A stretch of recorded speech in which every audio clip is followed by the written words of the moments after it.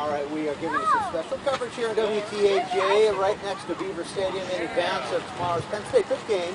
And when you think of Penn State, particularly the football team, you know, it's a real team unity idea. You don't necessarily think of a standout individual, but our Jack Washer joins us now with a really great inside look at an inspiring story. Went up with a really cool player. Yeah, at just 20 years old, Penn State safety Lamont Wade has been through more in his life than most people do in a lifetime. From the streets of Pittsburgh to Happy Valley to the transfer portal and back.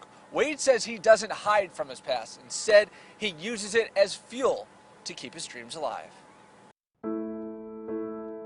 For Lamont Wade, his body tells his story. My life I've been through a lot, especially coming from where I'm from. His hometown, Clairton, Pennsylvania, a place Wade says swallows up great athletes. If it's not football, it's, you know, the streets for real. I got friends, family members that were better than me in football, but didn't make it to the level I am because they didn't have that guidance in their life. Guidance like Lamont's grandfather, a legend at Clairton. He was my dad. He was like my dad. My dad wasn't around, so he raised me. My granddad was a storyteller, so the stories he told me, I kind of felt like I was living in his stories he told. Until one day.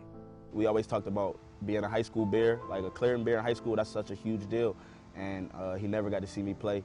He passed away a week before camp, and at that time, I didn't know what to do. I was low on myself and everything, but I had talks with my coach, my uncle, my dad and everything, and one of the last things I remember from him is telling me to make a name for myself. So I just took that and ran with it. 2 years later, Lamont's grandmother passed away from lung cancer. Lamont stayed the course out of Clairton. Football led him to Happy Valley when he faced another hurdle.